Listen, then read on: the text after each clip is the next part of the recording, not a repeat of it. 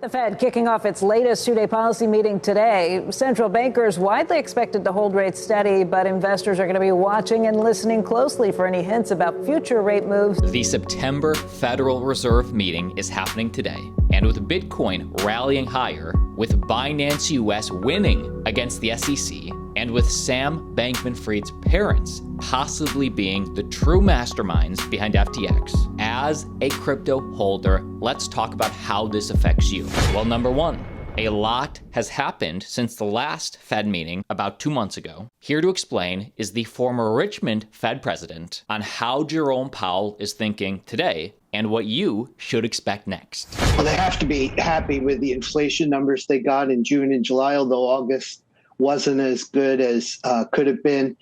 They've had moderating inflation expectations. They've had a labor market that's been cooling at a comfortably gradual pace. But at the same time, I think they have to be worried about whether June and July represented transitory good luck. The housing market has been firming for several months. I haven't looked at this morning's numbers yet, but it's been on an upward trend. Prices and starts putting pressure on resource utilization. There's a big pipeline of medical cost increases that are going to hit the CPI later this year, and that'll pass through to higher inflation numbers on the core side. And they've got to look at wage inflation being too high relative to 2% inflation rate. And so I think they're going to be worried that they might need to do more. They might need to keep up pressure. So I don't expect them to send any overt signal that they're done for this cycle. I don't see the upside in that for them. I think Powell will try and leave the door open for further rate increases. So while the vast majority of experts looking at the current federal funds rate are still expecting a hold, meaning no increase, no decrease, at least for this meeting, because the United States inflation is still above 2% and even started to tick back up last month, it's still a big unknown on how the Fed will finish this year, as explained by the former federal vice chairman, Roger Ferguson. I think there's likely to be a pause here, but a clear possibility that the November meeting is, as they say, a live meeting. I don't think they're ready to say we are now done, and partly because some of the factors you talk about, such as oil creeping up, shows that while there are, a slowing in general, there still could be some things that drive inflation pressures in the wrong direction. So I think this meeting is a pause, but with the possibility of one more rate hike.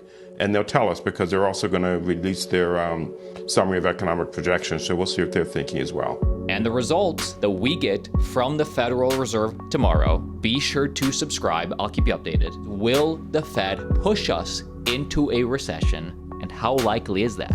I was just saying recession next year, first half of the year, second half, no recession, slowdown, labor weakness. Does it ever come? I think we're certainly going to see continuing slowing. And I think whether or not there's going to be a recession has become more of a close call. Those that are expecting a recession are pointing to the fact that consumers are weakening as well, and that we don't know yet the full impact of the dramatic hiking that's gone thus far. So I would say recession still possibly on the table, though the odds have decreased. Slower growth certainly on the table. And let's hope, fingers crossed, that in fact the elusive soft landing does actually occur. But not a done deal yet on any of those points.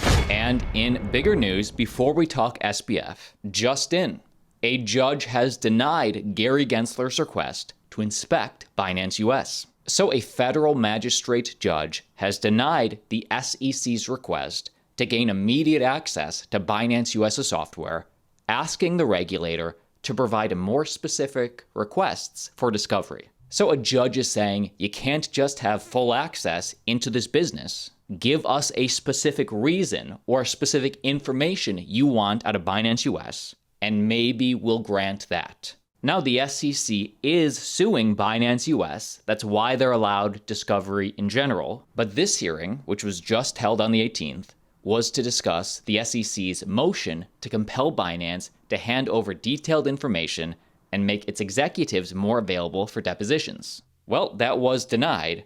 In the hearing, the judge said he wasn't inclined to allow the inspection at this time. Alternatively, he proposed that the SEC should come up with more specific requests for discovery and speak with a broader range of witnesses. Now, this has been contentious ever since this lawsuit started.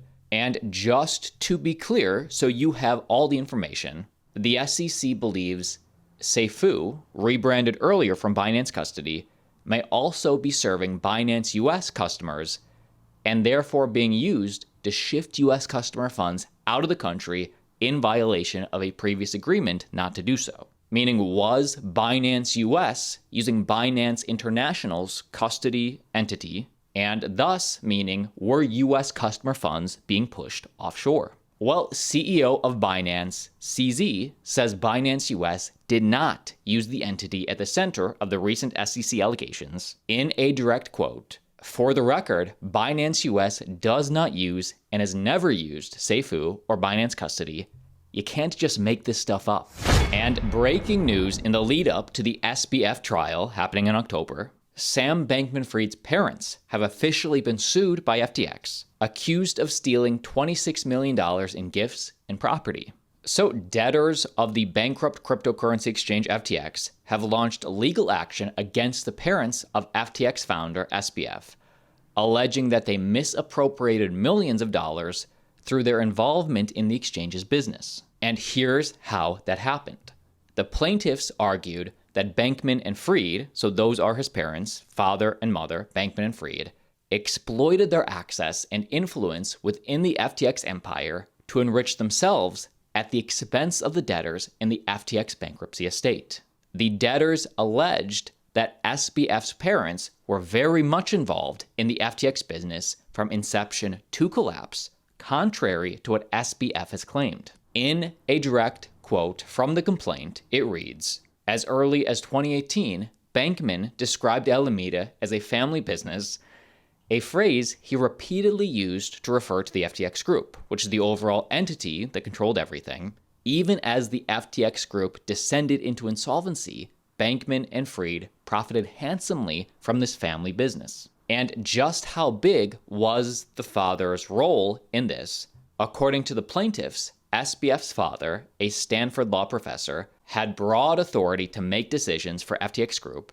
As its de facto officer, Bankman also held executive positions on FTX Group's management team. And SBF's mother, also a Stanford law professor, was actively involved in FTX's political donations. According to the allegations, Fried served as the single most influential advisor in FTX Group's political contributions, repeatedly calling upon FTX to donate millions directly to Mind the Gap MTG, a political action committee that she co-founded. With the SBF trial set to occur on October 3rd of this year, make sure you click subscribe. You do not want to miss a daily video.